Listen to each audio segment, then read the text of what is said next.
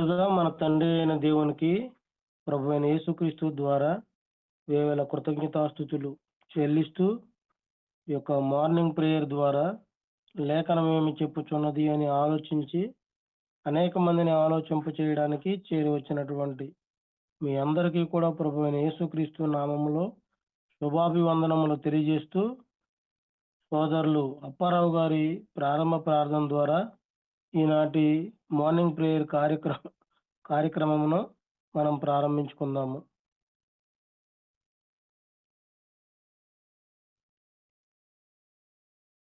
అప్పారావు అన్నయ్య.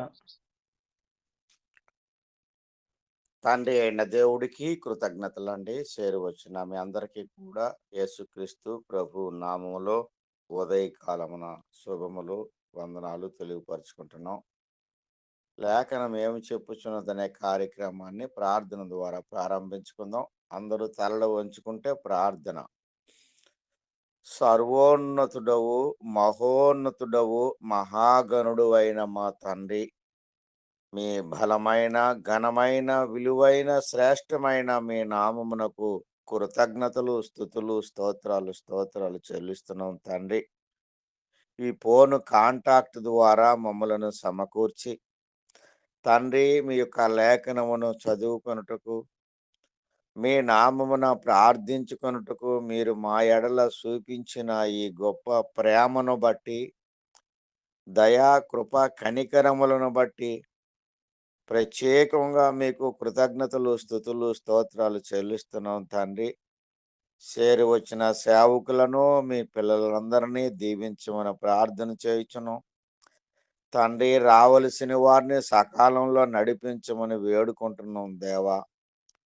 ఇప్పుడు వాక్యం చదవటానికి, పాటలు పాడటానికి, వాక్యాన్ని వివరించటానికి, బోధించటానికి సిద్ధపడుతున్నటువంటి నాయన మీ పిల్లలను దీవించి, జ్ఞానమునిచ్చి, వివేకమునిచ్చి, బలమునిచ్చి, శక్తినిచ్చి మీరే ఘనతా మహిమ పొందమని, సమస్తమును మీ మహిమ కొరకు జరిగించమని తండ్రి యేసుక్రీస్తు ప్రభువు నామమున ప్రార్థించడి వేడుకుంటున్నాం తండ్రి. ఆమేన్. ప్రార్థన చేసినటువంటి సోదరుల అప్పారావు గారికి వందనములు తెలియజేస్తూ సోదరులు సుజయ్ చక్రవర్తి గారి సతీమణి గారు ఒక కీర్తన పాడాలని, అలాగే తర్వాత సోదరి జ్యోతి ఒక కీర్తన పాడాలని కోరుకుంటున్నాం.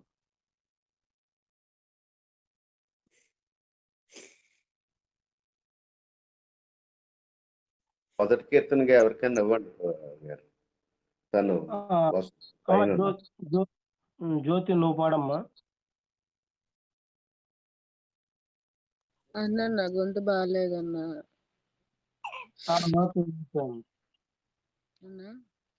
లాలయ్య గారు మీరు పాడండి. వందనాలయ్యా. క్రీస్తునామంలో అప్పారావు గారికి మీకు అందరికీ వందనాలు. పాట పాడుకొని దేవుని మహిమపడతాం. శిథిలమైపోతుంది మానవ దేహం, అది దేవుడు నిర్మించిన దేవాలయము. శిథిలమైపోతుంది మానవ దేహం, అది దేవుడు నిర్మించిన దేవాలయము. కట్టడాలకున్న విలువ మనిషికున్నదా? పరలోకం వెళ్ళేది మనుషులే కదా. తిరిగి కట్టండి శిథిలమైన బతుకు, తిరిగి కట్టండి దేవుని కొరకు. శిథిలమైపోతుంది మానవ దేహం, అది దేవుడు నిర్మించిన దేవాలయము.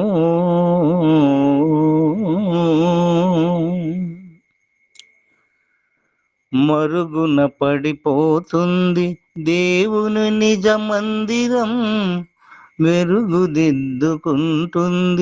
మానవుని కట్టడం. మరుగున పడిపోతుంది దేవుని నిజ మందిరం, మెరుగుదిద్దుకుంటుంది మానవుని కట్టడం. గుడి అంటే దైవ విద్య నేర్పేదయ్యా, మనిషి నించిన దేవాలయమేదయ్యా. గుడి అంటే దైవ విద్య నేర్పేదయ్యా, మనిషి నించిన దేవాలయమేదయ్యా. శిథిలమైపోతుంది మానవ దేహం, అది దేవుడు నిర్మించిన దేవాలయము.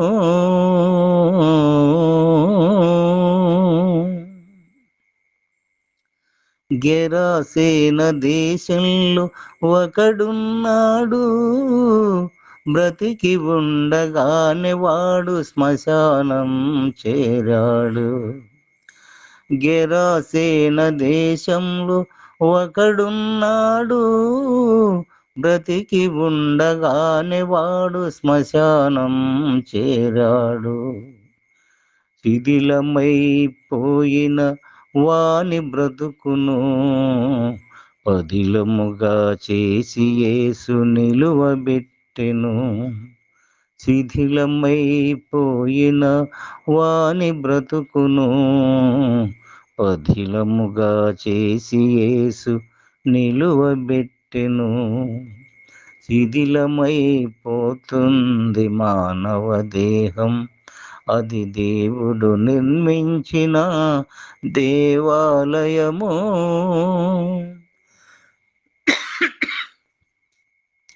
హస్తకృతాలయములో దేవుడే ఉండడు, ఆ దేవుడు చెప్పిన ఈ మనుషుడు వినడు. హస్తకృతాలయములో దేవుడే ఉండడు, ఆ దేవుడు చెప్పిన ఈ మనుషుడు వినడు. యేసు వచ్చేది కట్టడాలు చూచుటక, చిరిగిపోయి కట్టబడిన బ్రతుకుల కొరక.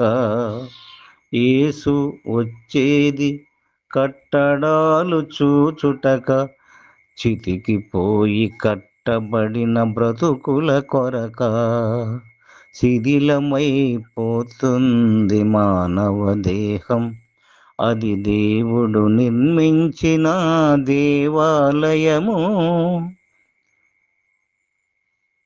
వందనాలయ్యా.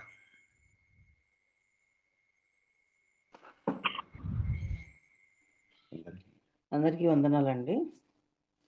అందాల తారారుదించే నాకై అంబర వీధిలో, అవతారమూర్తి యేసయ్య కీర్తి అవని చాటుచున్. ఆనంద సంద్రము పొంగెనాల అమర కాంతిలో, ఆది దేవుని చూడాశింప మనసు పయనమైతిని. అందాల తారారుదించే నాకై అంబర వీధిలో, అవతారమూర్తి యేసయ్య కీర్తి అవని జాటుచున్. విశ్వాసయాత్ర దూరమెంతైన వింతగా దోచెను, వింతైన శాంతి వర్షించే నాలు విజయ పదమునా. విశ్వాసనిలేడి దేవకుమారుని వీక్షించు దీక్షతో, విరజిమ్మే బలము ప్రవహించే ప్రేమ విశ్రాంతి నొసగుచున్. అందాల తారారుదించే నాకై అంబార వీధిలో అవతారమూర్తి యేసయ్య కీర్తి ఆవాని జాటుచున్ యెరూషలేము రాజనగరిలో యేసుని వెదకుచు ఎరిగిన దారి తొలగిన వేళ ఏదలో కృంగితి యేసయ్య తారయపటి ఓలె ఎదురాయి త్రోవలో ఎంతో అబ్బురపడుచు విస్మయముందుచు ఏగితి స్వామి కడకు అందాల తారారుదించే నాకై అంబర వీధిలో అవతారమూర్తి యేసయ్య కీర్తి ఆవాని జాటుచున్ ప్రభు జన్మస్థలము పాకయే గాని పరలోక సౌదమే బాలుని చూడ జీవితమంత పావనమాయను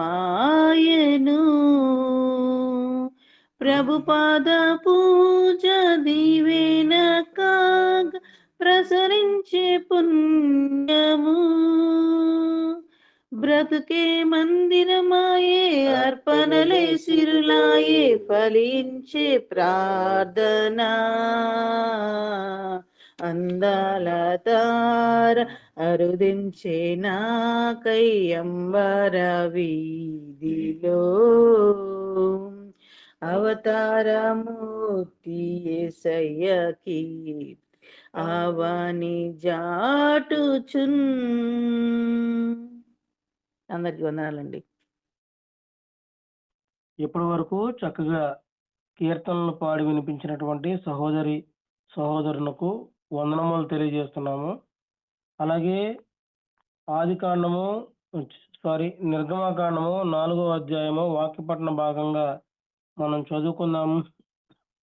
మొదటి 4 వచనములు సోదరులు స్వామి గారు చదివి వినిపిస్తారు.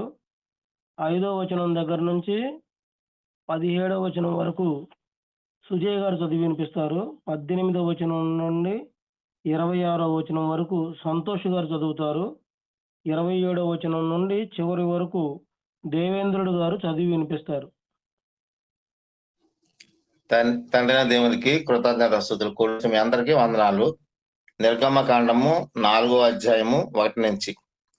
అందుకు మోషే చిత్తగించుము, వారు నన్ను నమ్మరు, నా మాట వినరు, యెహోవా నీకు ప్రత్యక్షమా కాలేదందరు అని ఉత్తరమియగా, యెహోవా నీ చేతిలోనిది ఏమిటి అని అతని అడిగెను.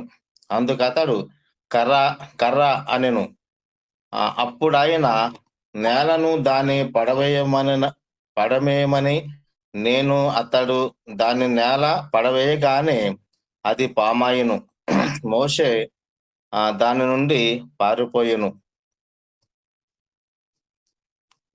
అప్పుడు యెహోవా నీ చెయ్య చాపి దాని తోక పట్టుకొనమనగా, అతడు తన చెయ్య చాపి దానిని పట్టుకొని గానే అది అతని చేతిలో కర్ర ఆయను.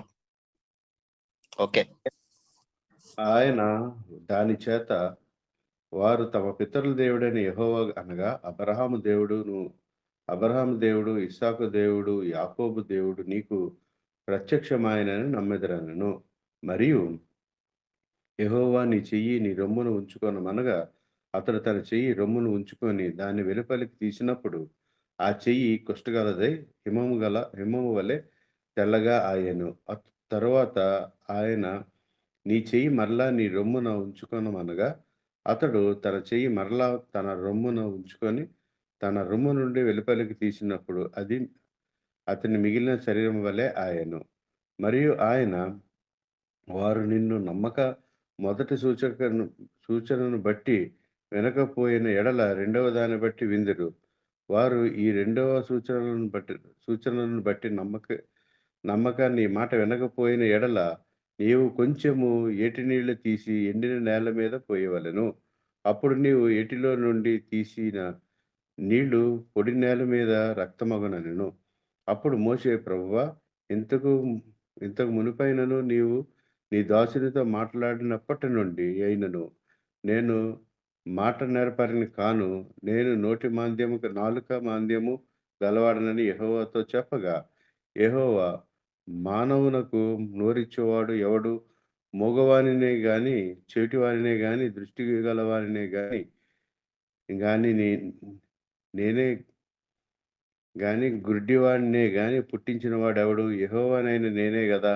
కాబట్టి వెళ్ళుము, నేను నీ నోటికి తోడయ్యుండి నీవు ఏమి పలుకవలసినది నీకు బోధించెదనని అతనితో చెప్పాను. అందుకతడు, అయ్యా ప్రభువా, నీవు పంపతలిచిన వానినే పంపమనగా, ఆయన మోషే మీద కోపపడి, లేవీయుడగు నీ అన్నయ్య అయిన అహరోను లేడా? అతడు బాగుగా మాట్లాడగలడని నేను ఎరుగుదును. ఇదిగో, అతడు నిన్ను ఎదుర్కొన వచ్చుచున్నాడు. అతడు నిన్ను చూచి తన హృదయమును సంతోషించును.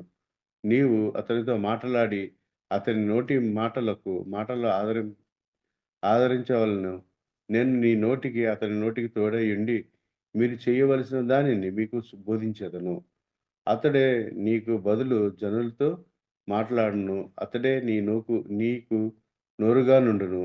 నీవు అతనికి దేవుడుగా ఉందువు. ఈ కర్ర చేత పట్టుకొని దానితో ఆ సూచక క్రియలు చేయవలనని చెప్పాను. సంతోష్ గారు స్పీకర్ ఆన్ చేయండి.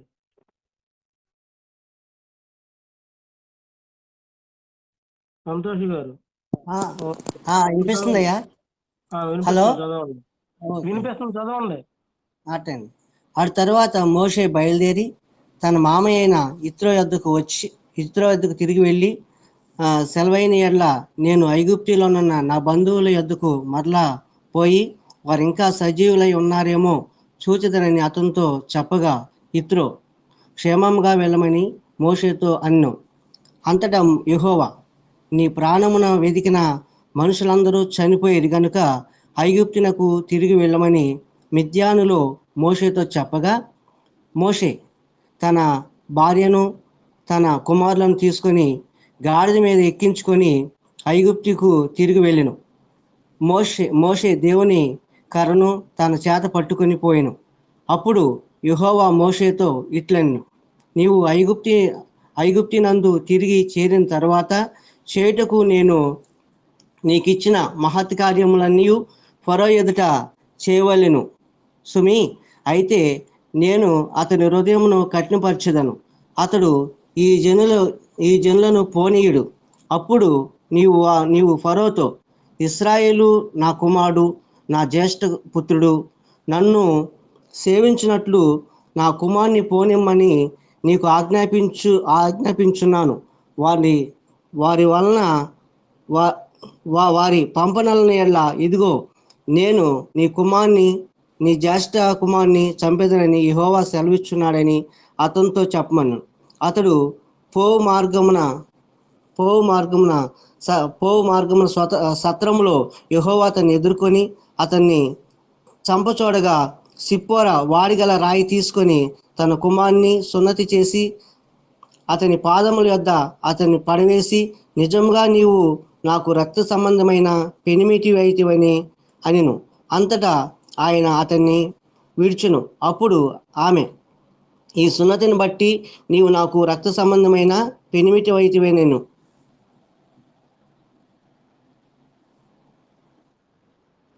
అక్కడ వరకే కండి. అవునవును, అక్కడ చదవండి దేవేంద్ర అన్న, వినపడుతుంది. హలో, వినపడుతుందన్నయ్య, చదవండి. మరియు యెహోవా మోషేను ఎదుర్కొనుటకు అరణ్యములోనికి వెళ్ళమని అహరోనుతోను చెప్పగా, అతడు వెళ్ళి దేవుని పర్వతమందు అతన్ని కలుసుకొని అతను ముద్దు పెట్టుకొనెను. అప్పుడు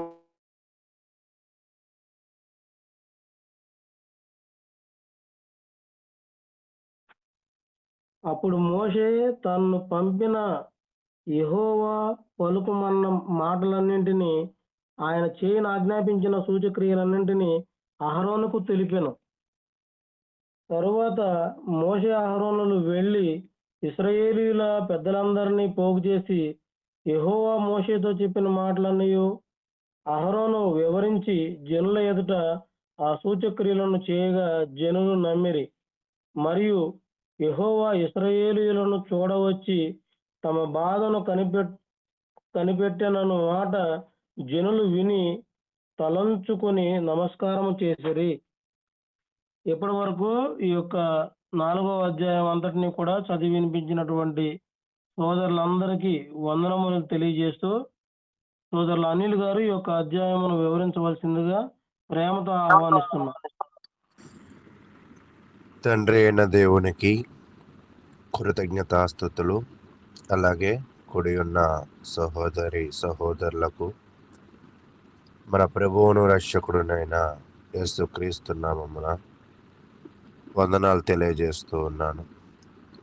అయితే ప్రియులారా, ఈరోజు నిర్గమాకాండము 4వ అధ్యాయాన్ని మనం ధ్యానిస్తూ ముందుకు వెళదాం.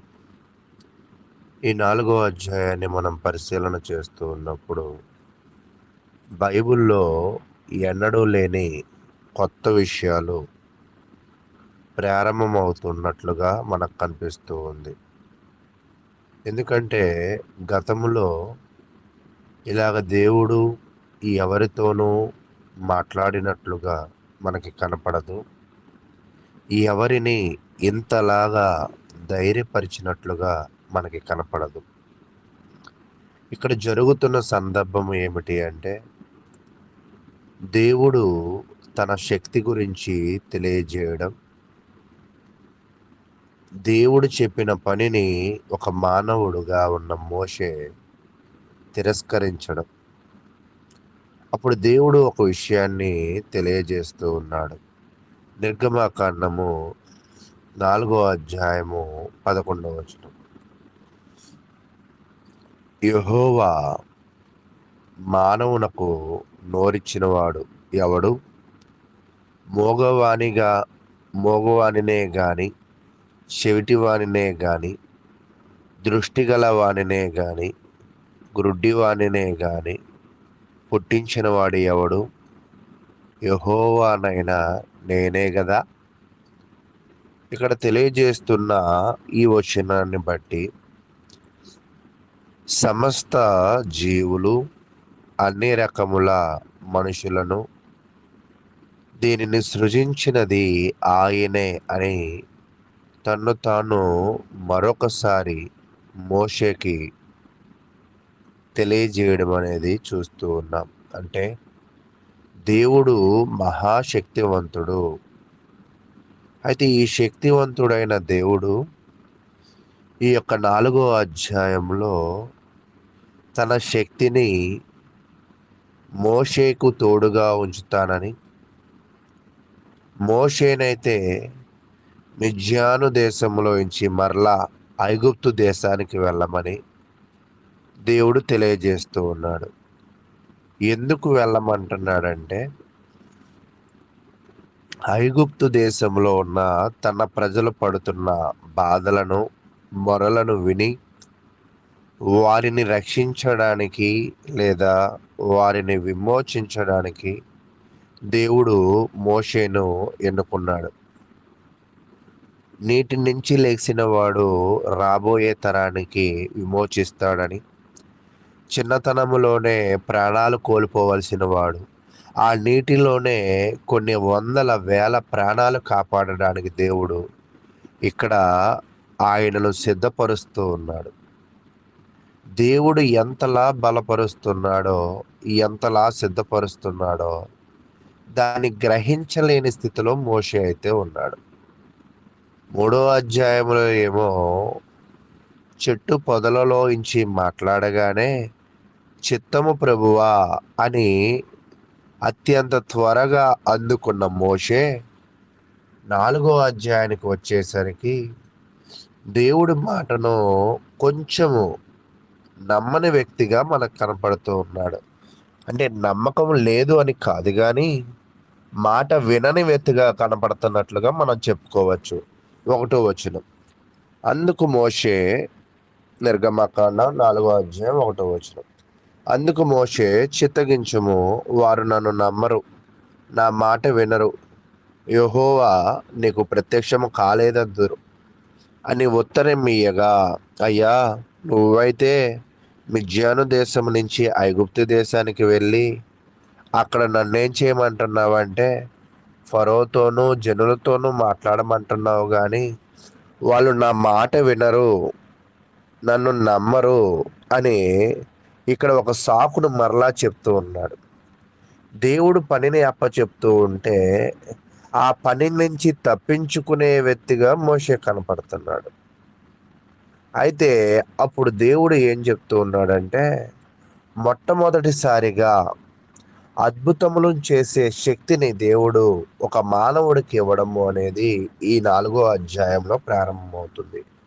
ఇక్కడ మనం గమనించవలసిన విషయం ఏమిటి అంటే, దేవుని నిమిత్తము మనము చేసే పనిలో దేవుడే శక్తివంతుడై మనకు తోడుగా ఉంటాడు. మొదటిగా ఆ పనిని కార్యసిద్ధి కలగజేసే విధముగా ఎవరితో మనకి ఉపయోగపడతారో, ఎవరు ఉంటే మనకి మేలో క్షేమమో వారిని మనకి జత చేస్తాడు. దీని గురించే మత్తయి సువార్త 10వ అధ్యాయంలో ఒక మాట ఉంటుంది. మత్తయి సువార్త 10:19 ఏమంటాడంటే, మిమ్మల్ని వారు మిమ్మల్ని అప్పగించినప్పుడు ఎలాగూ మాట్లాడదము, ఏమి చెప్పుదము అని చింతింపకుడి, మీరేమి చెప్పవలెనో అది ఆ గడియలోనే మీకు అనుగ్రహింపబడెను. అంటే దేవుని నిమిత్తము రాజుల నొద్దకైనను, అధికారుల యొద్దకైనను, సమాజము యొద్దకైనను మనము వెళ్ళినప్పుడు వాళ్ళు మనలను నమ్మరు, మనలను విశ్వసించరు అని మనం ఆందోళన చెందకూడదు. ఎందుకంటే దేవుడే ఆ సమయంలో మనలను నడిపించేవాడిగాను, వారిని బలపరిచేవాడిగాను ఉంటాడు. అయితే ఇప్పుడు మోషేను బలపరచడానికి, మోషేను నమ్మడానికి 3 రకాలైన సూచనలు లేదా 3 రకాలైన అద్భుతాలు చేసే అవకాశాన్ని దేవుడు మోషేకి ఇస్తాడు. మొదటిది ఏమిటి అంటే, సహజంగా ఈయన గొర్రెల కాపరి కాబట్టి ఇతని చేతిలో ఉన్నది ఏమిటి అంటే కర్ర. 2వ వచనం, యెహోవా నీ చేతిలోనిది ఏమిటి అని అతన్ని అడిగాను, అందుకు అతడు కర్ర అనెను. అంటే నువ్వు రెగ్యులర్గా వాడే కర్ర, నువ్వు గొర్రెలను మేపే కర్ర. ఇప్పుడు ఈ కర్రను ఆయన ఏం చేస్తాడంటే 3వ వచనం, అప్పుడు ఆయన నేలను దానిని పడవేయమనెను, అతడు దాని నేల పడవేయగానే అది పామాయెను.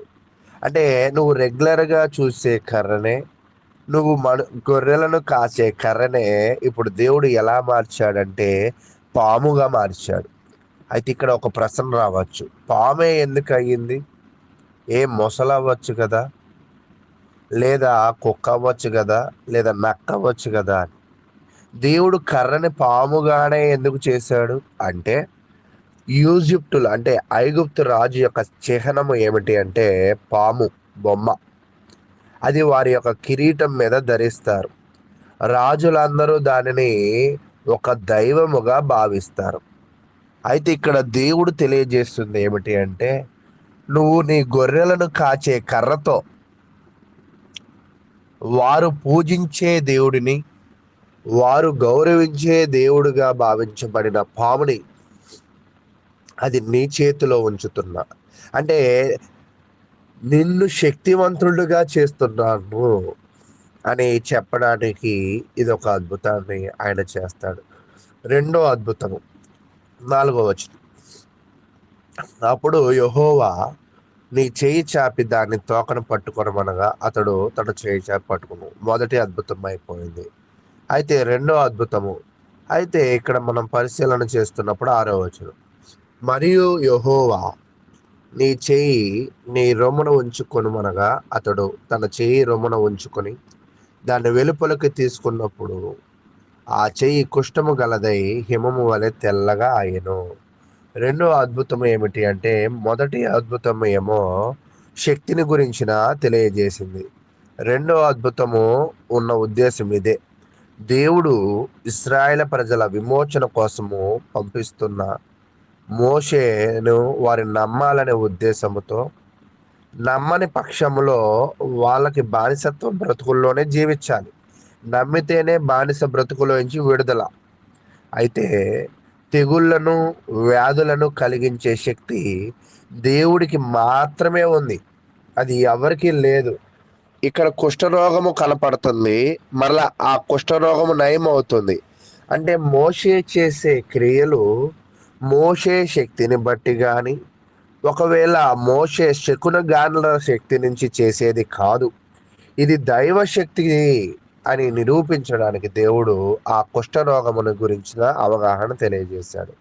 మూడోది ఏమిటి అంటే 9వ వచనాన్ని మనం చూస్తున్నప్పుడు, అప్పుడు 8వ వచనం అంటాడు, మరియు ఆయన వారు నిన్ను నమ్మక మొదటి సూచనను బట్టి వినకపోయినా ఎడల రెండవ దాన్ని బట్టి విందురు. అయితే మొదటిది నమ్మకపోతే రెండోది నమ్మిస్తాను, ఒకవేళ రెండోది కూడా వాళ్ళు వినకపోతే మూడోదిగా ఏం చేస్తావంటే 9వ వచనం, వారి ఈ 2 సూచనలను బట్టి నమ్మక నీ మాట వినకపోయిన ఎడల నీవు కొంచెము ఏటి నీళ్లు తీసి ఎండిన నేల మీద పోయవలెను. అప్పుడు నీవు ఏటిలో నుండి తీసిన నీళ్లు పొడి నేల మీద రథమొగనెను.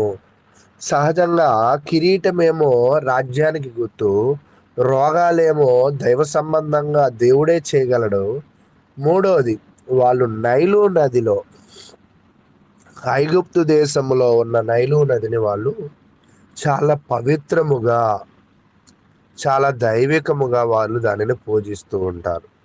ఇప్పుడు ఆ దైవికమైన దానిని మోషే ఇది నా కంట్రోల్లో, అంటే దేవుని యొక్క కంట్రోల్లో ఉంది అని నిరూపించడానికి కూడా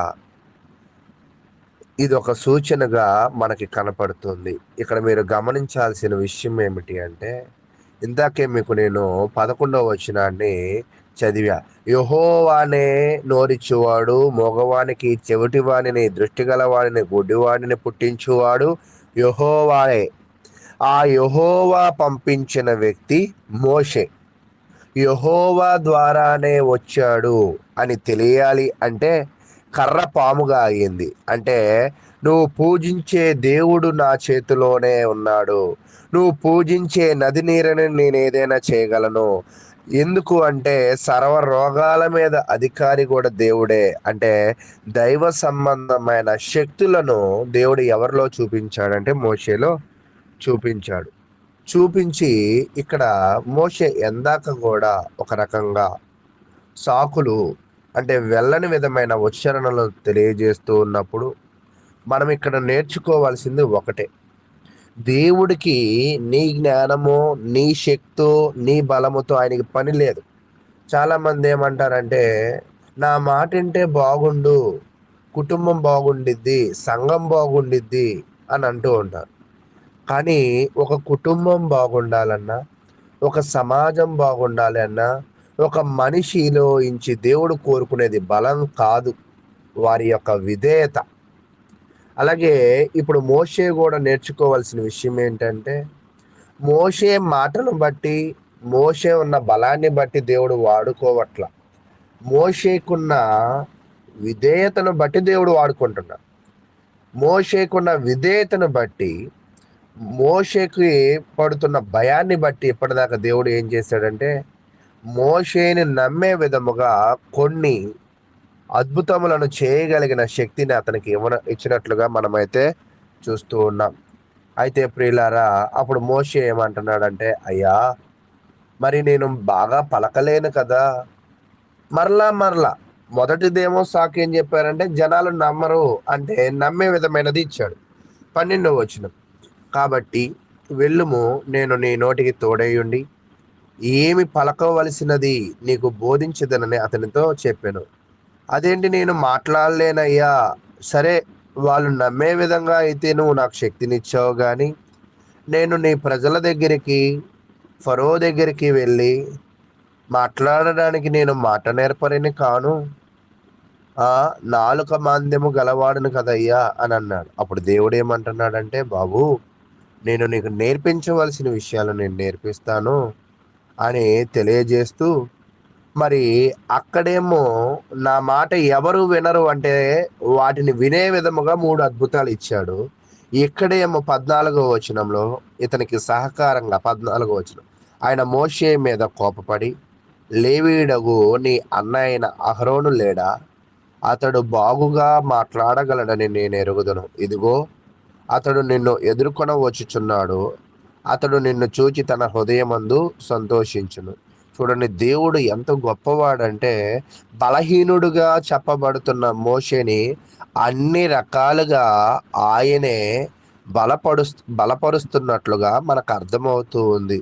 బలపరచడమే కాదు, నిజముగా రోమీలు రాసిన పత్రిక 8:28 ఏమంటాడంటే, సమస్తము మేలు జరుగుటకు దేవుడు సమస్తమును సమకూడి జరిగిస్తాడంట.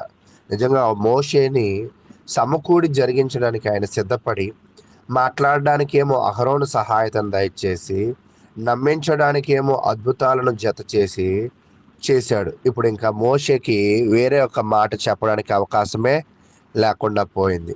అప్పుడు ఇంకా మోషే తన మామ దగ్గరికి వెళ్ళి, అయ్యా నేను నా బంధువులను చూడవెళతాను అని అడిగి, గతంలో ఉన్న జనాలు, నన్ను చంపాలనుకున్న జనాలు లేరు అనే విషయాన్ని తెలుసుకుని నేను వెళుతున్నాను అని తన మామ దగ్గర అనుమతి తీసుకుని అతను వెళ్ళాడు.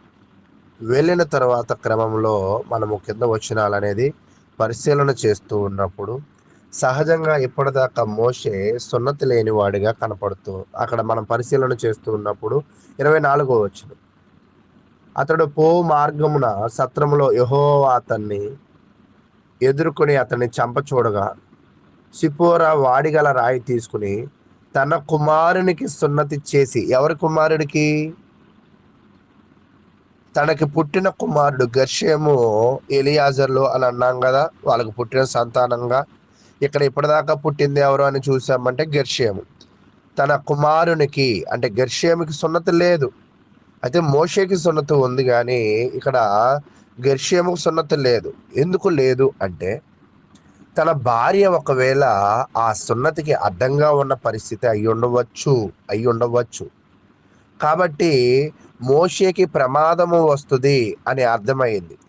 దేవుని కోపము మోషే మీద రాగానే మోషేని మరణిస్తాడేమో అనే భయము కలగగానే సిపోరా, సున్నతి అనేది దేవుని యొక్క విధేయతకి గుర్తు కాబట్టి వెంటనే సిపోరా సున్నతి చేసిన విధానాన్ని మనమైతే చూస్తూ ఉన్నప్పుడు మోషే అహరోనును ఎదుర్కోవడము, సిపోరా తన కుమారుడికి సున్నతి చేయడము, ఇత్రో మోషేని పంపడము, వీళ్ళందరూ వెళ్ళి 29వ వచనం, మోషే అహరోనులు వెళ్ళి ఇశ్రాయేలు ప్రజలందరినీ పోగు చేసి యెహోవా మోషేతో చెప్పిన మాటలని అహరోను వివరించి జనుల ఎదుట ఆ సూచక క్రియలను చేయగా జనులు నన్ను నమ్మరు అని ప్రారంభమైన అధ్యాయము, అతనిని నమ్మే విధముగా అద్భుత కార్యాలు, అతనికి నమ్మే విధముగా అతనికి సహాయకరంగా అహరోను, అతని విశ్వాసము విధేయతకి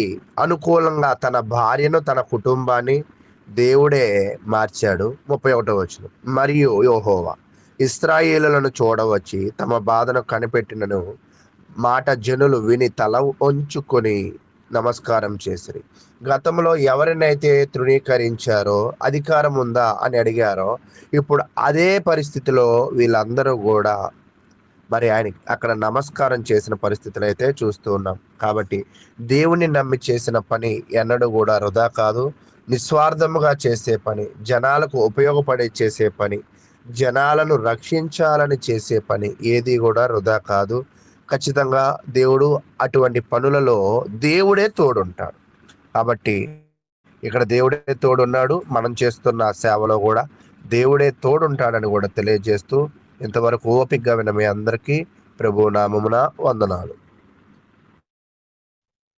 ఇప్పటి వరకు చక్కగా నిర్గమకాండము 4వ అధ్యాయం అంతటినీ కూడా క్షుణ్ణంగా చక్కగా వివరించినటువంటి సోదరులు అనిల్ గారికి వందనములు తెలియజేస్తూ ఇప్పటి వరకు జరిగినటువంటి కార్యక్రమం అంతటి విషయమై అలాగే తదుపరి దేవకరణ గారి మెసేజ్ కొరకు కూడా ప్రార్థన చేయాలని సోదరులు అప్పారావు గారిని ప్రేమతో ఆహ్వానిస్తున్నాం.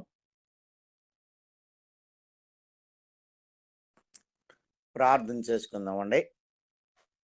మహోన్నతుడు అయిన తండ్రి, మీ బలమైన శ్రేష్టమైన నామమునకు కృతజ్ఞతలు, స్తుతులు, స్తోత్రాలు చెల్లిస్తున్నాం దేవా.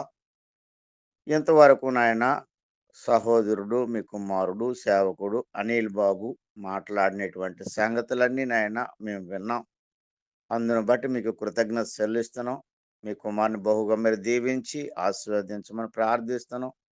ఇంకా అనేకులకు నాయన వివరించడానికి తనకు సంపూర్ణమైన మంచి జ్ఞానమును, వివేకమును అనుగ్రహించి మీరే ఘనత పొందమని ప్రార్థిస్తున్నాం. ఈ సమయంలో నాయన మరి ఒక సహోదరుడు నాయన మీ కుమారుడు, సేవకుడు దేవకిరణ్ గారిని బట్టి ప్రత్యేకంగా మీ సన్నిధిలో ప్రార్థన చేయుచున్నాం. తను బోధించడానికి సిద్ధపడుతుండగా కావలసిన మంచి జ్ఞానమును, వివేకమును, బలమును, శక్తిని, చక్కని ఉచ్చారణను అనుగ్రహించి అర్థవంతంగా మాకు బోధించగలిగినటువంటి సామర్థ్యం మీరే ఘనత మహిమ పొందమని ప్రార్థిస్తున్నాం. ఈ సమయంలో చేరి వచ్చినటువంటి వారందరూ జాగ్రత్తగా బైబిల్ గ్రంథాన్ని తెరిచి అలాగే ఉన్నదో లేదో గమనించే వారుగా ఉండలాగిన ప్రతి ఒక్కరిని పురుకొలిపి మీరే ఘనత పొందమని యేసుక్రీస్తు ప్రభువు నామమున ప్రార్థించి అడిగి వేడుకుంటున్నాం తండ్రి. ఆమెన్. వందనాలండి. ప్రార్థన చేసినటువంటి సోదరులు అప్పారావు గారికి వందనములు తెలియజేస్తూ సోదరులు దేవకరణ గారు వారికి ఇవ్వబడినటువంటి సమయం అంతటిని కూడా సంపూర్ణంగా వినియోగించుకోవాలని కోరుకుంటూ ప్రేమతో ఆహ్వానిస్తున్నాము. మహోన్నతుడైన మన పరలోకపు తండ్రైన దేవునికి నా కృతజ్ఞతాస్తుతులు చెల్లిస్తున్నాను. అలాగుననే మరొక శ్రేష్టమైన దినంలో మనం అందరం కలుసుకొని ఈ విధంగా దేవుని వాక్యమును ధ్యానించే అవకాశమును సద్వినియోగం చేసుకుంటూ ఈ గ్రూప్లో చేరి వాక్యం వింటున్న ప్రతి ఒక్కరికి కూడా నా హృదయపూర్వక వందనములు తెలియజేస్తున్నాను. ప్రియులరా, గడచిన దినము మనము తండ్రి అయిన దేవుడు అనే పాఠమును కొద్దిసేపు ధ్యానించాము. మరొకసారి ఆ పాఠమును జ్ఞాపకం చేసుకొని తదుపరి పాఠంలోనికి మనం వెళ్దాం. దేవుడు తండ్రిగా పిలువబడ్డ అనేది ఆయనతో ఉన్న ఒక గొప్ప సంబంధాన్ని తెలియజేస్తుంది. దైవత్వపు స్వభావంలో దేవుడు ఆయన యొక్క గుణలక్షణాలలో తండ్రి అనే ఒక క్యారెక్టర్ని కలిగి ఉన్నాడు అనే విషయాన్ని తెలియజేస్తూ పాత నిబంధనలో ఆయన తండ్రిగా ఎలా పిలువబడ్డాడో అలాగే క్రొత్త నిబంధనలో తండ్రిగా ఎలా పిలువబడ్డాడో అనే సంగతులు మనము ధ్యానించాం.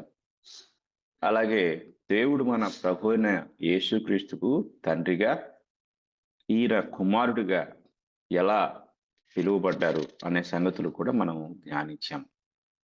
అలాగే తండ్రి అయిన దేవుడు యేసుక్రీస్తు వారిని తన సొంత కుమారునిగా ఒప్పుకున్న సందర్భం, అలాగే కుమారుడు దేవుణ్ణి తన సొంత తండ్రిగా చెప్పుకున్న సందర్భాలు, అలాగే మనుషులు కూడా యేసు దేవుని కుమారుని ఒప్పుకున్న సందర్భాలు, ఆఖరికి దయ్యాలు కూడా యేసు దేవుని కుమారుని ఒప్పుకున్న సందర్భాలు మనం చెప్పుకున్నాం. అయితే ఈరోజు మనము చివరిగా ఈ యొక్క పాఠం అంతటికి చివరి సందేశాన్ని మనము చెప్పుకోబోతున్నాం.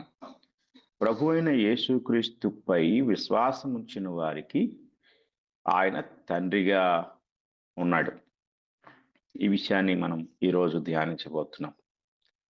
ఎవరైతే యేసుక్రీస్తుపై విశ్వాసం ఉంచుతారో లేక యేసుక్రీస్తును విశ్వసిస్తారో, అలాగా యేసుక్రీస్తును విశ్వసించిన వారికి ఆయన తండ్రిగా ఉన్నాడు అలాగే యేసుక్రీస్తుని విశ్వసించని వారి విషయంలో ఆయన తండ్రిగా లేడు అనే సత్యాన్ని మనం ఈరోజు ధ్యానించబోతున్నాం. మొదటిగా క్రొత్త నిబంధన నుండి ఎఫెసీయులకు రాసిన పత్రిక 4వ అధ్యాయము 6వ వచనాన్ని మనం చదువుకుందాం. అందరికీ తండ్రి అయిన దేవుడు ఒక్కడే, ఆయన అందరికీ పైగా ఉన్నవాడై అందరిలోనూ వ్యాపించి అందరిలో ఉన్నాడు. ఈ యొక్క వచనాన్ని మనము బాగా ధ్యానించవలసిన వారమై ఉన్నాం. అందులో ప్రాముఖ్యంగా మనం బలంగా విశ్వసించవలసిన ఒక గొప్ప విషయం ఏమిటంటే, దేవుడు అందరికీ తండ్రి కాడు, అందరికీ తండ్రి అయిన దేవుడు ఒక్కడే అనే వచనంలో ఉన్న ఒక వేరియేషన్ లేక ఒక వేర్పాటు సంగతి ఏమిటంటే, దేవుడు అందరికీ తండ్రి కాడు. 2, నూతన జన్మ పొందిన వారందరికీ మాత్రమే తండ్రి. ఇక్కడ అందరికీ అంటే సర్వలోకంలో ఉన్నవారికి కాదు, కానీ ఎవరైతే నూతన జన్మ అనుభవాన్ని పొందుతారో వారికి మాత్రమే ఆయన తండ్రిగా ఉన్నాడు. ఎందరూ ఆయన అంగీకరిస్తారో వారి విషయంలో ఆయన తన యొక్క తండ్రి స్థానాన్ని వారికి అనుగ్రహించేవారుగా ఉన్నారు. చూడండి, యోహాను సువార్త 1వ అధ్యాయము 12వ వచనాన్ని మనం చదువుకుందాం.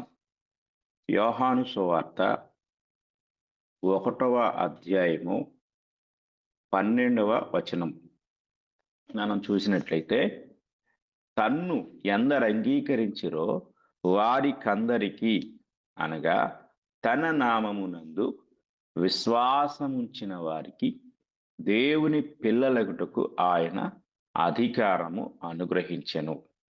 ఇది జాగ్రత్తగా మనం గమనించాలి. తన్ను ఎందరు అంగీకరించిరో, ఇక్కడ తన్ను అనగా యేసుక్రీస్తును, తన నామము అనగా యేసుక్రీస్తు నామము. యేసుక్రీస్తు నామమునందు విశ్వాసముంచిన వారికి దేవుని పిల్లలగుటకు ఆయన అధికారము అనుగ్రహించి ఉన్నారు అనే సత్యాన్ని మనం గ్రహించాలి. అంటే క్రీస్తును అంగీకరించని వారు దేవుని పిల్లలు కాలేరు. క్రీస్తును అంగీకరించిన వారు మాత్రమే దేవుని పిల్లలు అవుతారు. వారికి మాత్రమే ఆయన తండ్రిగా ఉంటాడు అనే సత్యాన్ని మనము జాగ్రత్తగా గ్రహించవలసిన వారమై ఉన్నాం. మనుష్యుడు సృజింపబడుట ద్వారా జన్మించిన వాడై ఉన్నాడు. అంటే ఆదామును దేవుడు ఎలా సృజించాడో అలాగా జన్మించిన వాడుగా ఉన్నాడు. అలాగే ఇంకొక జన్మ ఉంది, తిరిగి జన్మించుట అనేది. తిరిగి జన్మించుట ద్వారా దేవుని కుమారుడు అవుతాడు. మనుషుడు జన్మించుట ద్వారా మానవ కుమారుడు ఎలా అవుతాడో, క్రీస్తునందు తిరిగి జన్మించుట ద్వారా దేవుని కుమారుడు అవుతాడు. దేవ స్వభావములో పాలువాడు అవుతాడు. మనుష్యుడు మనిషికి జన్మించడం ద్వారా మానవ స్వభావంలో పాలువాడై మానవ అనగా హ్యూమన్ నేచర్ అనగా మానవ గుణలక్షణాలు, మానవ తత్వం ఇదంతా ఎలా పొందుకుంటాడో అలాగే తిరిగి జన్మించుట ద్వారా దేవతత్వంలోనికి లేక దేవ స్వభావంలోనికి అతడు పాలువాడు అవుతాడు. పేతురు రాసిన 2వ పత్రిక ఈ విషయాన్ని మనకు తెలియజేస్తుంది. పేతురు రాసిన 2వ పత్రిక 1వ అధ్యాయము 2 నుండి 4 వచనాలు మనం చదువుకుందాం. తన మహిమను బట్టియు గుణాతిశయమును బట్టియు మనలను పిలిచిన వాని గూర్చిన అనుభవ జ్ఞాన మూలముగా ఆయన దైవభక్తి జీవమునకును భక్తికిని కావలసిన వాటినన్నిటినీ మనకు దయచేయుచున్నందున దేవుని గూర్చినట్టు మన ప్రభు అయిన యేసును గూర్చినట్టునైనా అనుభవ జ్ఞానము వలన మీకు కృపయు సమాధానమును విస్తరించునుగాక. ఆ మహిమ గుణాతిశయములను బట్టి ఆయన మనకు అమూల్యములను అత్యధికములనైన వాగ్దానములను అనుగ్రహించి ఉన్నాడు. దురాశను అనుసరించుట వలన లోకమందున్న భ్రష్టత్వమును ఈ వాగ్దానముల మూలముగా మీరు తప్పించుకుని దేవ స్వభావమునందు పాలివారగునట్లు వాటిని అనుగ్రహించెను. అంటే దేవుడు మనకు కొన్ని లక్షణాలను అనుగ్రహించారు. ఆ మహిమ గుణాతిశయములను బట్టి, అంటే మహిమాన్వితమైన గుణాతిశయములను, గుణలక్షణాలు. అలాగే ఆయన మనకు అమూల్యములను అత్యధికములైన వాగ్దానములను అనుగ్రహించి ఉన్నాడు. అంటే దేవుడు తన గుణలక్షణాలను, అలాగే ఆ గుణలక్షణములను కలిగినటు ద్వారా మనకు అనుగ్రహించిన వాగ్దానములు, ఇవన్నీ కూడా దేవుడు మనకు అనుగ్రహించి ఉన్నారు. అవి ఎలా అనుగ్రహించబడ్డాయి అంటే మనము దేవ స్వభావమునందు పాలివారగునట్లు. అంటే దేవుని యొక్క స్వభావములో మనం పాలివారం అగుటకు ఆ గుణలక్షణాలు మనకు అవసరమై ఉన్నది. అయితే ఆ గుణలక్షణములను మనము ఎలా పొందుకుంటాము, ఆ దేవ స్వభావం అనేది మనకు ఎలా వస్తుంది అంటే క్రీస్తునందు మనం తిరిగి జన్మించుట ద్వారా. క్రీస్తునందు తిరిగి జన్మించని వాడు దేవుని కుమారుడు ఎన్నటికీ కాలేడు. అతడు కేవలము ఆదాము స్వభావము, మానవ స్వభావము, సర్వలోకంలో ఉన్న మనుషుల స్వభావాన్ని మాత్రమే కలిగి ఉంటాడు, కానీ ఎన్నటికీ కూడా దేవ స్వభావాన్ని పొందలేడు. కనుక దేవ స్వభావాన్ని పొందలేని వాడు దేవుని కుమారుడు కాలేడు. ఆత్మీయ పునర్జన్మ లేకుండా క్రొత్త నిబంధనలో మనం ఈ యొక్క తిరిగి జన్మించటను పునర్జన్మ అని తీతు పత్రికలో చదువుకున్నాం. ఆత్మీయ పునర్జన్మ లేకుండా ఎవడును తన తండ్రి స్వభావము నుండి వేరుపడలేడు. ఇక్కడ ఒక స్వభావం అంటే రెండు స్వభావాలను గూర్చి, ఇద్దరు తండ్రులను గూర్చి మనము ధ్యానిస్తూ ఉన్నాం. ఎవడో కూడా తన తండ్రి స్వభావము నుండి వేరుపడలేడు. తన తండ్రి అంటే మానవ తండ్రి. మానవ తండ్రి, ఒక బిడ్డ ఎల్లప్పుడూ తన తండ్రి స్వభావమును కలిగి ఉంటాడు. మనము కొందరు పిల్లలను చూస్తున్నప్పుడు వారు మాట్లాడుతూ ఉంటే ఇతను అచ్చు వారి నాన్నగారిలాగే మాట్లాడుతున్నాడు అని అనుకుంటూ ఉంటాం. ఇతని ముఖ కవళికలన్నీ వారి నాన్నగారిలాగా ఉన్నాయి, లేక వారి అమ్మగారిలాగా ఉన్నాయి అని చెప్పేసి పోలికలను గూర్చి మనం మాట్లాడుకుంటూ ఉంటాం. అయితే స్వభావ సిద్ధముగా అంటే న్యాచురల్గా తండ్రి, శరీర సంబంధమైన తండ్రి పోలికలు, తండ్రి యొక్క స్వభావము, తండ్రి యొక్క గుణలక్షణాలు అవి మనలోనికి వస్తాయి. కొన్నిసార్లు మనకు ఏవైనా అనారోగ్యములు ఏర్పడినప్పుడు వైద్యుని దగ్గరకు మనం వెళ్ళగానే వైద్యులు చెప్తారు, ఇవి వారసత్వంగా, అంటే మీ కుటుంబంలో ఎవరికైతే ఈ జబ్బులు ఉన్నాయో అవి మీకు కూడా వస్తున్నాయండి అని చెప్పేసి చెప్పడం జరుగుతుంది. లేదా మీ కుటుంబంలో ఎవరికైనా ఈ జబ్బు ఉందా అని ముందుగానే ప్రశ్నించటం కూడా జరుగుతూ ఉంది. కాబట్టి ఈరోజు కొన్ని రోగాలు వారసత్వంగా వస్తున్నాయి, కొన్ని అలవాట్లు, కొన్ని లక్షణాలు ఇవన్నీ కూడా వారసత్వంగా మనలో మనం చూస్తూ ఉంటాం. అయితే ఆ స్వభావము నుండి మనము వేరుపరచబడవలసిన వారమై ఉన్నాం. ఆదాము సంతతిలో పుట్టిన మనిషి ఆదాము స్వభావమును అనగా పాపపు స్వభావమును కలిగి ఉంటాడు. ఇది జాగ్రత్తగా గ్రహించాలి. మనందరికీ ఒక తండ్రి ఉన్నాడు, ఒక పితరుడు ఉన్నాడు, మూల పురుషుడు ఉన్నాడు, ఆ మూల తండ్రి ఉన్నాడు. ఆయనే ఆదాము. ఆదాము యొక్క స్వభావము అంటే ఆదాము సంతతిలో పుట్టిన మనం అందరము కూడా ఆదాము యొక్క స్వభావాన్ని పొందుకున్నాం. అనగా పాపపు స్వభావమును కలిగి ఉంటాము మనమందరం కూడా. ఆదాము తండ్రి ఎవరు? అసలు ఆదాముకు ఆ స్వభావం ఎక్కడి నుండి వచ్చింది అంటే ఆదాము స్వభావము పాపపు స్వభావం కాబట్టి ఆ స్వభావం అపవాది నుండి వచ్చింది. కనుక ఆదాము తన స్వభావమును బట్టి అపవాదిని తండ్రిగా కలిగి ఉన్నాడు. జాగ్రత్తగా గ్రహించాలి. దేవుని వాక్యాన్ని మనం పరిశీలించినట్లయితే యోహాను రాసిన సువార్తలో యేసుక్రీస్తు వారే స్వయంగా ఈ విషయాన్ని తెలియజేస్తూ ఉంటాడు. యోహాను సువార్త 8వ అధ్యాయము 44వ వచనాన్ని మనం చదువుకుందాం. మీరు మీ తండ్రి యగు అపవాది సంబంధులు, మీ తండ్రి దురాశలు నెరవేర్చగోరుచున్నారు. ఆది నుండి వాడు నరహంతకుడై ఉండి సత్యమందు నిలిచిన వాడు కాడు, వాని యందు సత్యమే లేదు. వాడు అబద్ధమాడునప్పుడు తన స్వభావమును అనుసరించియే మాట్లాడును. వాడు అబద్ధికుడును అబద్ధమునకు జనకుడునై ఉన్నాడు. కనుక ఈ విషయాలు మనం జాగ్రత్తగా పరిశీలించితే తనతో మాట్లాడుతున్న యూదా సమాజంతో ప్రభువైన యేసుక్రీస్తు వారు మాట్లాడుతున్న మాటలు, మీరు మీ తండ్రి యగు అపవాది సంబంధులు అని చెప్తూ ఉన్నారు. అక్కడ వారేమంటూ ఉంటారు అని అంటే, మేము అబ్రహాము సంతానం, మేము అబ్రహాము సంతానము, మేము అబ్రహాము మా తండ్రి అని వారు చెప్తా ఉన్నారు. 39వ వచనం మనం చదువుకుంటే, అందుకు వారు ఆయనతో మా తండ్రి అబ్రహామనిరి. చూడండి, ఇక్కడ మా తండ్రి అబ్రహాము, మేము అబ్రహాము సంతానం అని చెప్పి వారు మాట్లాడుతూ ఉన్నారు.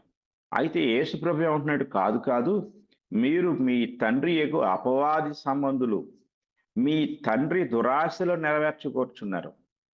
అంటే మీకు ఒక తండ్రి ఉన్నాడు, అతడు అపవాది. అపవాదిలో ఉన్న స్వభావమే మీలో ఉంది. వాడు అబద్ధికుడు, సత్యాన్ని వాడు అంగీకరించడు. కనుక వాడు ఏ స్వభావంతో ఉన్నాడో మీరు కూడా అదే స్వభావంతో ఉన్నారు అని చెప్తూ ఉన్నాడు. కనుక ఆదాము అపవాది యొక్క స్వభావంలోనికి ఎలా వెళ్ళిపోయాడో, అలాగే ఆదాము యొక్క సంతతిగా ఉన్న ప్రతి ఒక్కరూ కూడా ఈరోజు అపవాది యొక్క స్వభావాన్ని పొందుకున్నారు.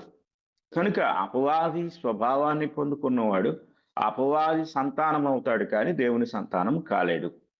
కనుక అపవాది సంతానముగా ఉన్న ప్రతి మానవుడు కూడా అపవాదిని తండ్రిగా కలిగి ఉన్నాడు. గనుక తిరిగి జన్మించకపోతే మనము దేవుని పిల్లలము కాలేము. కనుక మనము దేవుని పిల్లలము కావాలి అంటే మనం అందరము కూడా క్రీస్తునందు జన్మించవలసిన వారమై ఉన్నాం. నూతన సృష్టి కావలసిన వారమై ఉన్నాం. కనుక నూతన సృష్టిగా మార్చబడిన వాడు మాత్రమే దేవుని కుమారుడు అవుతాడు. నాయన, తండ్రి అనే ఒక గొప్ప హక్కును అతడు సంపాదించుకుంటాడు. ఈ సత్యాన్ని మనం చాలా జాగ్రత్తగా గ్రహించవలసిన వారమై ఉన్నాము. ఇక్కడ ఒక వచనాన్ని మనం గమనించితే 2వ పేతురు పత్రిక ఒకసారి మనం చదువుకుందాము. 1వ అధ్యాయము, 2వ పేతురు పత్రిక 1వ అధ్యాయము 4వ వచనాన్ని మనం చదువుకుందాం. ఆ మహిమ గుణాతిశయములను బట్టి ఆయన మనకు అమూల్యములను అత్యధికములైన వాగ్దానములను అనుగ్రహించి ఉన్నాడు. దురాశను అనుసరించటం వలన లోకమందున్న భ్రష్టత్వమును ఈ వాగ్దానముల మూలముగా మీరు తప్పించుకుని దేవ స్వభావమునందు పాలివారగునట్లు. ఇక్కడ మరలా మనం జ్ఞాపకం చేసుకోవలసిన విషయం ఏమిటంటే, ఇంగ్లీష్లో చక్కగా ద డివైన్ నేచర్ అనే మాట కనపడుతుంది. ఈ డివైన్ నేచర్ అంటే సిన్ఫుల్ నేచర్ అనేది ఒకటి ఉంది, అంటే పాపపు స్వభావము. ఆ సిన్ఫుల్ నేచర్ నుండి మనం డివైన్ నేచర్లోని, కనుక దైవ స్వభావంలోనికి ప్రవేశించాలి అంటే తప్పకుండా ఖచ్చితంగా ప్రతి ఒక్కరూ మారు మనసు పొంది క్రొత్త జన్మ అనుభవాన్ని పొందకపోతే ఎవరు కూడా దేవ స్వభావంలోనికి ప్రవేశించలేరు. కనుక దేవుడు ఆదామును తన సహవాసము నుండి బయటికి గెంటివేశాడు. ఎందుకు బయటికి గెంటివేశాడు? ఆదాము స్వభావం అంతా పాపపు స్వభావము. కనుక దేవుడు ఆదామును తన సహవాసము నుండి బయటికి గెంటివేశాడు. అనగా ఆదాము సంతతిగా పుట్టిన ప్రతి ఒక్కరూ కూడా దేవునికి బయట ఉన్నారు, దేవునికి వెలుపలే ఉన్నారు. ఈ సంగతి మనం గ్రహించాలి. ఈ యొక్క సంఘటన ఒకసారి మనం చదువుకున్నట్లయితే ఆది కాండము 3వ అధ్యాయము 24వ వచనాన్ని మనం చదువుకున్నప్పుడు ఒక మాట కనపడుతుంది. ఆది కాండము 3వ అధ్యాయము 24వ వచనము. అప్పుడు ఆయన ఆదామును వెళ్ళగొట్టి ఏదెను తోటకు తూర్పు దిక్కున కెరూబులను జీవవృక్షమునకు పోవు మార్గమును కాచుటకు ఇటు అటు తిరుగుచున్న ఖడ్గజ్వాలను నిలువబెట్టెను. ఒకప్పటి తన కుమారుడు అయిన ఆదామును ఎందుకు దేవుడు బయటికి వెళ్ళగొట్టి ఆ తోటలోనికి మరలా ప్రవేశించకుండా కట్టుదిట్టమైన ఏర్పాట్లు, కాపలా ఎందుకు ఏర్పాటు చేశాడు? ఇది జాగ్రత్తగా మనం గ్రహించాలి. అంటే తన స్వభావమును అనగా దైవ స్వభావమును పోగొట్టుకొని అపవాది యొక్క స్వభావాన్ని పొందుకున్న మానవుణ్ణి దేవుడు తన సహవాసము నుండి బయటికి వెళ్ళగొట్టాడు. కాబట్టి ఇప్పుడు ఆదాము బయటికి వెళ్ళిపోయాడు. క్రీస్తునందు తిరిగి జన్మించని వారందరూ కూడా తండ్రికి వేరుగా ఉన్నారు, తండ్రికి దూరంగా ఉన్నారు. తండ్రి యొక్క సంబంధాన్ని లేక తండ్రి కుమారుల యొక్క సంబంధాన్ని వారు పోగొట్టుకున్నారు. కనుక మనము క్రీస్తునందు తిరిగి జన్మించుట ద్వారా పరిశుద్ధాత్మ చేత మనము ముద్రించబడుట ద్వారా దేవుని పిల్లలము కాగలము, దేవుని యొక్క కుమారులము కాగలము, దేవుని యొక్క సంతతిగా ఆదాము సంతతి నుండి దేవుని యొక్క సంతతిగా మనము మార్చబడగలము. గలతీయులకు రాసిన పత్రిక 4వ అధ్యాయము 4వ వచనము నుండి మనము చదువుకుందాం. అయితే కాలము పరిపూర్ణమైనప్పుడు దేవుడు తన కుమారుని పంపెను. ఆయన స్త్రీ యందు పుట్టి మనము దత్తపుత్రులము కావలనని ధర్మశాస్త్రమునకు లోబడి ఉన్న వారిని విమోచించుటకై ధర్మశాస్త్రమునకు లోబడిన వాడాయను. మరియు మీరు కుమారులయ్యున్నందున నాయనా తండ్రి అని మొరపెట్టు తన కుమారుని ఆత్మను దేవుడు మన హృదయముల్లోనికి పంపెను. కాబట్టి నీవిక దాసుడవు కావు, కుమారుడవే. కుమారుడవైతే దేవుని ద్వారా వారసుడవు. ఇక్కడ గలతీ పత్రికలో మరొకసారి పౌలు గారు తెలియజేస్తూ నాయనా తండ్రి అని మొర్రపెట్టు తన కుమారుని ఆత్మను దేవుడు మనకు అనుగ్రహించి ఉన్నారు అనే సత్యాన్ని ఆయన మనకు తెలియజేస్తూ ఉన్నాడు. అంటే మనము కుమారులం కావాలి అంటే మనము క్రొత్తగా జన్మించుట ద్వారా లేక తిరిగి జన్మించుట ద్వారా నీటి మూలముగా ఆత్మ మూలముగా జన్మించుట ద్వారా మనము ఆయన ఆత్మను పొందుకుంటాము. ఆ ఆత్మను పొందుకున్న వారమై మనము ఆయనను నాయనా తండ్రి అని పిలిచే ఒక గొప్ప హక్కును మనం పొందుకుంటాము. అపోస్తుల కార్యముల గ్రంథము 2వ అధ్యాయాన్ని మనం చదువుకుందాం. అపోస్తుల కార్యముల గ్రంథము 2వ అధ్యాయము మనం చదువుకున్నట్లయితే 2వ అధ్యాయంలో పేతురు గారు ప్రసంగిస్తూ ఒక మాట చెప్తారు. 38వ వచనం మనం చూద్దాం. పేతురు, మీరు మారు మనసు పొంది పాప క్షమాపణ నిమిత్తము ప్రతి వాడు యేసుక్రీస్తు నామమున బాప్తిస్మము పొందుడి, అప్పుడు మీరు పరిశుద్ధాత్మ అను వరము పొందుదురు. కనుక ఎప్పుడైతే ఒక పాపి అయిన మానవుడు, ఆదాము సంతతికి చెందిన మానవుడు, ఆదాము యొక్క స్వభావాన్ని పొందిన మానవుడు రక్షణ పొందుట ద్వారా తిరిగి జన్మించడం ద్వారా అతడు ఏమవుతున్నాడు అంటే అతడు దేవుని యొక్క కుమారుడు అవుతున్నాడు. అతడు దేవుని కుమారుడు అవటానికి ఒక గొప్ప రుజువు లేక నిదర్శనం ఏమిటంటే దేవుడు తన ఆత్మ చేత మనలను ముద్రిస్తూ ఉన్నాడు. ఎవరైనా ఒక అధికారి ఒక అప్లికేషన్ను అతడు ఆమోదించినట్లుగా గుర్తేమిటంటే అతడు తన సంతకం పెట్టడం మాత్రమే కాదు కానీ ఆ అధికారిక ముద్రను కూడా అక్కడ వేసినప్పుడు ఆ సంతకానికి ఆ అప్లికేషన్కి పవర్ వస్తుంది, అంటే శక్తి వస్తుంది. ఇక అది అందరినీ పరిపాలిస్తుంది. అందరూ ఆ యొక్క అధికారానికి లోబడవలసిందే. కనుక దేవుడు మనల్ని ముద్రిస్తున్నాడు. ఆయన ఎలాంటి ముద్ర అంటే పరిశుద్ధాత్మ చేత మనల్ని ముద్రిస్తున్నాడు. ఎఫెసీయులకు రాసిన పత్రిక 1వ అధ్యాయము 13వ వచనాన్ని మనం చదువుకుందాం. మీరును సత్యవాక్యమును అనగా మీ రక్షణ సువార్తను విని క్రీస్తునందు విశ్వాసం ఉంచి వాగ్దానము చేయబడిన ఆత్మ చేత ముద్రింపబడితిరి. దేవుని మహిమకు కీర్తి కలుగుటకై ఆయన సంపాదించుకున్న ప్రజలకు విమోచనము కలుగు నిమిత్తము ఈ ఆత్మ మన స్వాస్థ్యమునకు సంచకరువుగా ఉన్నాడు. అనగా సంచకరువు అనగా భయాన. ఒక వస్తువును కొన్నప్పుడు ఒక అడ్వాన్స్ ఇస్తారు, అంటే భయాన అంటే కొంత గడువు పెట్టి ఆ గడువు కాలం తీరే లోపుగా ఆ యొక్క భయాన ఆ వస్తువు ఇంకొకరికి ఇవ్వబడకుండా లేక అమ్మబడకుండా అది కాపాడుతుంది. కనుకనే ఇక్కడ దేవుడు మరలా ఆయన తన సొత్తుగా అనగా మనము క్రీస్తు ప్రభు యొక్క రాకడలో ప్రభువుతో పాటు పరలోకానికి వెళ్ళి దేవుడు మనకు ఏ ఆస్తినైతే ఏ స్వాస్థ్యాన్నైతే అక్కడ వాగ్దాన రూపంలో ఉంచాడో దానిని మనం సొంతం చేసుకునేంత వరకు ఈ యొక్క పరిశుద్ధాత్మ మనకు భయానగా, మనకు వాగ్దానం చేసిన ఆస్తికి ఆయన భయానగా ఉంటాడు. కనుక మనము ఆత్మ ద్వారా, అంటే గలతీ పత్రిక 4వ అధ్యాయం 6వ వచనంలో చెప్పినట్లుగా వాగ్దానము చేయబడిన ఆత్మ చేత మనము ముద్రించబడి ఉన్నాము.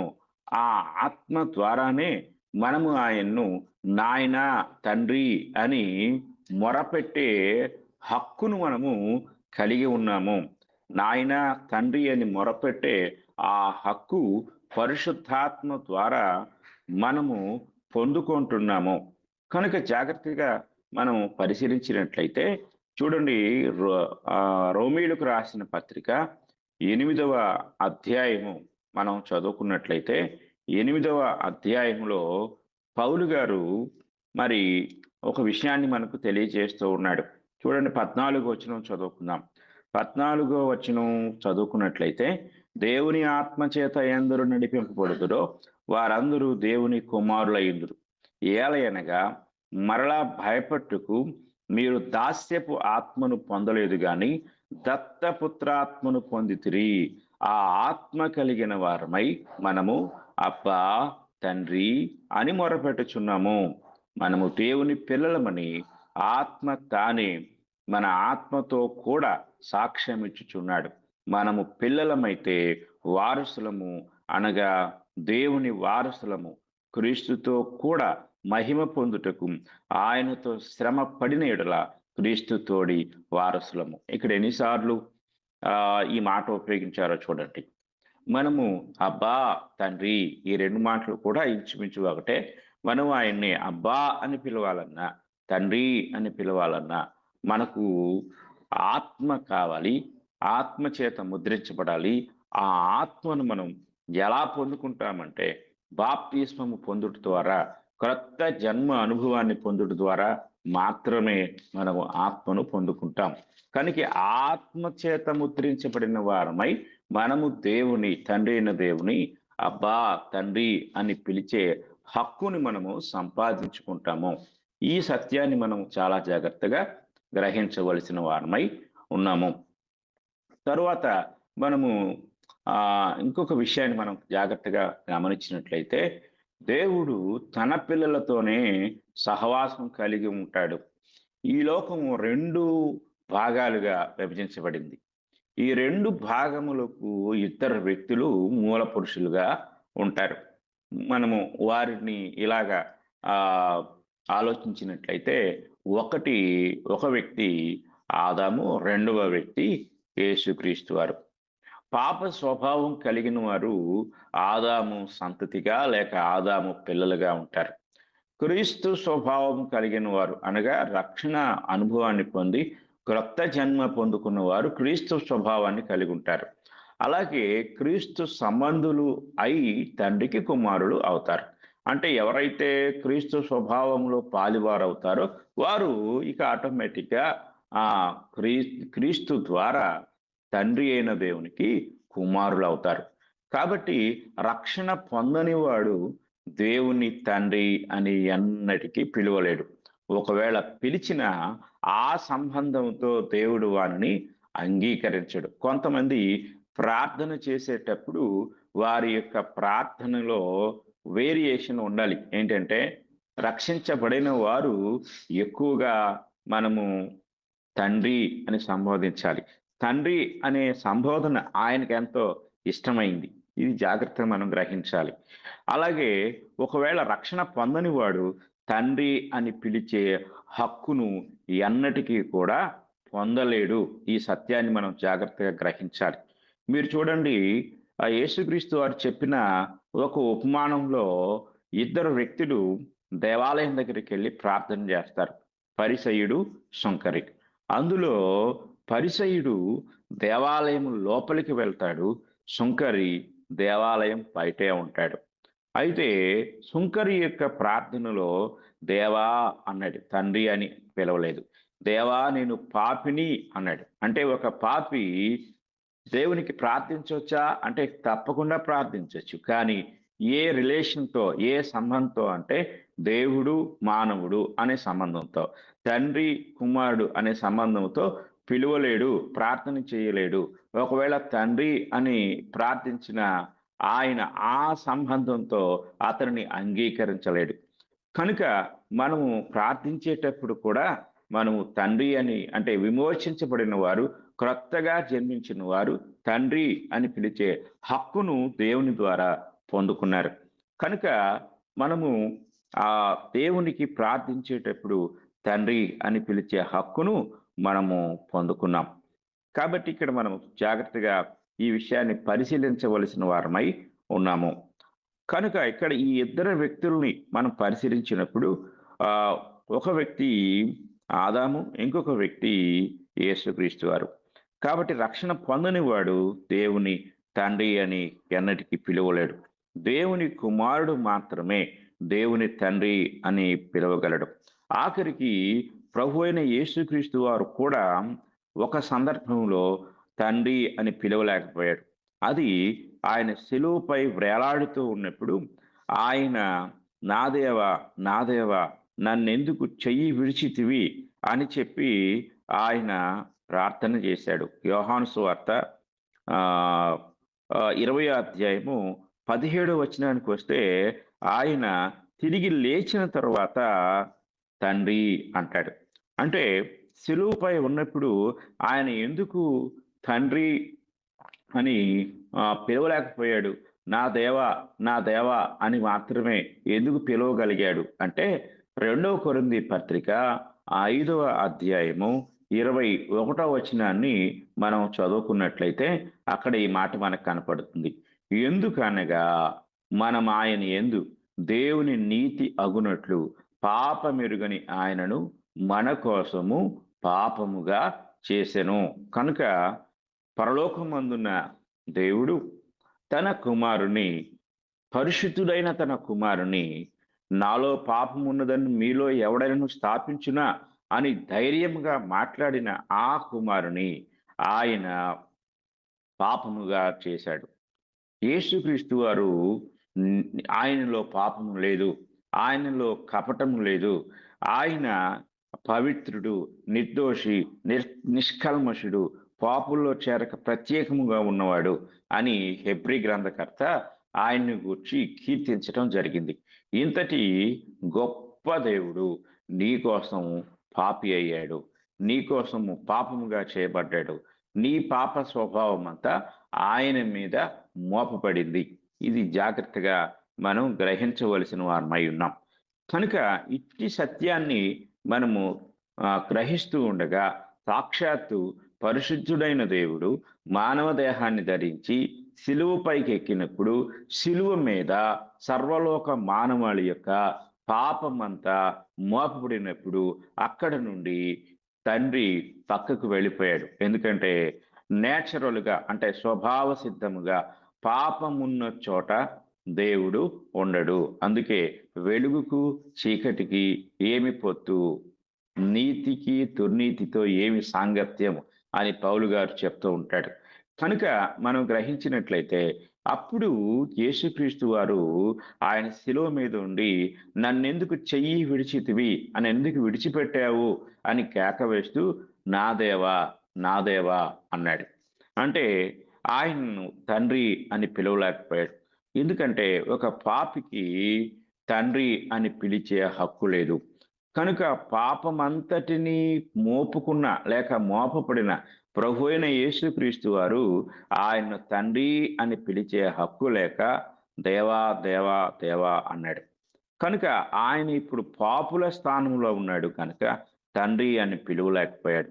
అయితే ఆయన తిరిగి లేచిన తర్వాత తండ్రి అని సంబోధించినట్లుగా యోహాను సువార్త 20:17 మనం చూడగలం. కాబట్టి ప్రియమైన వర్లారా, తండ్రి కుమారుల యొక్క సంబంధం అనేది ఎంత అద్భుతమైనదో, ఎంత హక్కులతో కూడినదో, ఎంత చట్టబద్ధమైనదో దేవుని వాక్యం ద్వారా మనం చూస్తూ ఉన్నాం. ఇంతకీ ఈరోజు ఈ వాక్యాన్ని వింటున్న నీవు ఇంకా ఒకవేళ తండ్రి అని పిలిచే హక్కు సంపాదించుకోకపోతే ఈ వాక్యం వినుట ద్వారా నీకేమీ ప్రయోజనం లేదు. కనుక నీవు ఈ వాక్యాన్ని విని ఇది సత్యము అని నువ్వు నమ్మినట్లయితే తండ్రిని తండ్రిగా పొందుకునే అదృష్టాన్ని దేవుడు నీకు అనుగ్రహిస్తున్నాడు. అలాగే ఆయన నీ పాపం నుండి విడిపించి నీకు ఒక నిత్య రాజ్యాన్ని స్వాస్థ్యముగా హక్కుగా ఆయన నీకు అనుగ్రహించడానికి ఇష్టపడతా ఉన్నాడు. కనుక నా ప్రియ సహోదరి సహోదరులారా, దయచేసి మీలో ఇంకా రక్షణ పొందని వారు లేక క్రొత్త జన్మ అనుభవాన్ని పొందని వారు ఇకనైనా సరే దయచేసి తండ్రి అని పిలిచే హక్కు సంపాదించుకొని ఆ హక్కు ద్వారా పొందగలిగే ప్రతి మేలులు ఆశీర్వాదాలు పొందుటకు క్రొత్త జన్మ అనుభవాన్ని పొందవలసిందిగా నేను మీకు తెలియజేస్తూ ఉన్నాను. చివరిగా 1 కొరింథీ పత్రిక 15:22 మనం చదువుకుందాం. ఈ 22 ఒక మాట కనపడుతుంది. ఆదామునందు అందరూ ఎలాగూ మృతి పొందుచున్నారో అలాగుననే క్రీస్తునందు అందరూ బ్రతికింపబడుదురు. ప్రియ సహోదరి, ప్రియ సహోదరుడా, నీవు ఆదామునందే ఉన్నావా ఇంకా, లేక క్రీస్తునందు ఉన్నావా? ఒకవేళ నీవు క్రీస్తునందు లేకపోయినట్లయితే, ఆదామునందు ఉన్నట్లయితే నువ్వు ఇంకా మరణంలో ఉన్నావు. నీవు ఇంకా మృతమైన స్థితిలో ఉన్నావు. కనుక అట్టి మృతమైన స్థితి నుండి జీవం కలిగిన స్థితిలోనికి వచ్చుటకు క్రీస్తు నిన్ను తిరిగి బ్రతికించుటకు సిద్ధంగా ఉన్నాడు క్రొత్త జన్మ అనుభవం ద్వారా. కనుక దయచేసి ఈ మాటలు వింటున్న ప్రతి ఒక్కరూ కూడా క్రొత్త జన్మ అనుభవాన్ని పొందుకొని తిరిగి క్రీస్తునందు దేవుని పిల్లలుగా ఆయన సమస్త స్వాస్థ్యమునకు వారసులై ఉండాలని నేను కోరుకుంటూ ఈ మాటలు ముగిస్తూ ఉన్నాను. ఇంతవరకు శ్రద్ధతో విన్న మీ అందరికీ కూడా నా హృదయపూర్వక వందనములు తెలియజేస్తూ ఉన్నాను. మీకు కూడా వందనములు సార్. ముగింపు ప్రార్థన చేయండి. పరిశుద్ధుడు అయిన తండ్రి, ప్రేమ కలిగిన దేవా, మీ ఘనమైన నామానికి స్తుతులు, స్తోత్రములు, కృతజ్ఞతలు చెల్లిస్తున్నాం. మా తండ్రి, మిమ్మల్ని తండ్రి అని పిలిచే మహాభాగ్యాన్ని మీరు మాకు అనుగ్రహించారు. ఒకప్పుడు మేము అపవాది సంతతిగా, ఆదాము సంతతిగా, ఆదాము యొక్క స్వభావమును పొందుకొని ఈ లోకంలో అపరాధముల చేతను, పాపముల చేతను చచ్చిన వారమై ఉన్నప్పుడు క్రీస్తునందు మీరు మమ్మను బ్రతికించారు. మమ్మును మీ సొత్తుగా, మీ స్వాస్థ్యముగా, మీ కుమారులుగా చేసుకున్నారు. అందును బట్టి మీకు స్తోత్రములు. నేటి దినము ఈ గ్రూపులో పాల్గొన్నవారు కానీ, ఈ వాక్యాన్ని తండ్రి వినబోతూ ఉన్నవారు కానీ, ఈ మాటలను విశ్వసించి పాపము నుండి విడిపించబడి తండ్రి అని పిలిచే గొప్ప హక్కును సంపాదించుకునే భాగ్యము, నిత్య స్వాస్థ్యమునకు వారసులయ్యే భాగ్యము వారికి అనుగ్రహించమని, ఆశీర్వదించమని వేడుకుంటున్నాం. దయగలిగిన తండ్రి, మీకు స్తోత్రములు చెల్లిస్తున్నాం. మా తండ్రి, ఈ యొక్క మాటలు ఎంతో శ్రేష్టమైనవి. ఈ శ్రేష్టమైన మాటలు ప్రతి ఒక్కరి హృదయాల్లో నూతన జీవాన్ని పుట్టించినట్లు కృప అనుగ్రహించండి. అలాగే ఈ గ్రూపులో ఇంకా రక్షణ పొందని వారు, మీ పిల్లలు కాని వారు ఉంటే వారు కూడా లోబడి సత్యాన్ని అంగీకరించి తండ్రి మీ పిల్లలు అయ్యే భాగ్యాన్ని వారికి కూడా ప్రసాదించమని వేడుకుంటున్నాం. అలాగే మా తండ్రి ఈ యొక్క గ్రూప్లో తండ్రి మరి మీ పిల్లలు ఎవరైనా బలహీనులుగా రోగగ్రస్తులుగా ఉంటే వారిని స్వస్థపరచండి. అలాగే తండ్రి మరి దిక్కులేని వారిని మీరు ఆదరించండి. అలాగే మా తండ్రి మీ యొక్క కృపను బట్టి మీ ప్రేమను బట్టి తండ్రి స్థాపించబడబోతున్న ఆన్లైన్ బైబిల్ ఇన్స్టిట్యూట్ తండ్రి మరి అనేకులకు ఒక గొప్ప ఆశ్రయ దుర్గంగా తండ్రి జ్ఞాన ఆశ్రయముగా మీరు ప్రసాదించమని అందుకు కావలసిన ప్రతి విధమైన ఏర్పాట్లు కూడా మీరే అనుగ్రహించి ఆశీర్వదించమని వేడుకుంటున్నాం. అలాగే నాకంటే ముందుగా తండ్రి మరి వాక్యాన్ని బోధించిన తండ్రి సహోదరుడు అనిల్ గారిని మీరు దీవించి ఆశీర్వదించి తండ్రి ఇంకా చక్కనైన జ్ఞానంతో మీ యొక్క పరిచర్య కొరకు వాడబడే కృప సమృద్ధిగా దయచేయమని వేడుకుంటున్నాం. అలాగే మా తండ్రి మరి ఈ గ్రూపులో చేరిన ప్రతి కుటుంబాన్ని వారి యొక్క స్థానిక సంఘాలను పేరు పేరున మీరు దీవించి ఆశీర్వదించండి. తండ్రి పిల్లలు ఎగ్జామ్స్ రాస్తూ ఉన్న వారు ఉన్నారు, వారికి మంచి జ్ఞానము వివేకము దయచేసి తండ్రి చక్కని జ్ఞానంతో మీ జ్ఞానంతో పరీక్షలు రాసే భాగ్యము దయచేయండి. దేవా మీకు స్తోత్రాలు చెల్లిస్తున్నాం. అలాగే ఇంకా ఎవరెవరి అవసరతలో ఉన్నారో వారి అవసరతలన్నింటినీ జ్ఞాపకం చేసుకుంటున్నాం. వారి అవసరతలు తీర్చండి. అలాగే ఈ యొక్క కార్యభారం అంతటిని వహిస్తున్న తండ్రి మీ దాసుడు మరి రవి గారిని వారి కుటుంబాన్ని ఆశీర్వదించి ఇంకా మీ యొక్క పనిలో బలమైన పనిముట్లుగా తండ్రి వాడుకోమని తండ్రి ఈ గ్రూప్ కొరకు ప్రయాసపడుతూ సహాయకులుగా ఉన్నవారు ప్రోత్సహిస్తున్నవారు తండ్రి మరి వారందరినీ పేరు పేరున దీవించి ఆశీర్వదించమని వేడుకుంటూ ఈ ప్రార్థన మా ప్రభువైన యేసుక్రీస్తు వారి పరిశుద్ధ నామంలో అడిగి వేడుకుంటున్నాం తండ్రి. ఆమేన్. అందరికీ వందనాలు.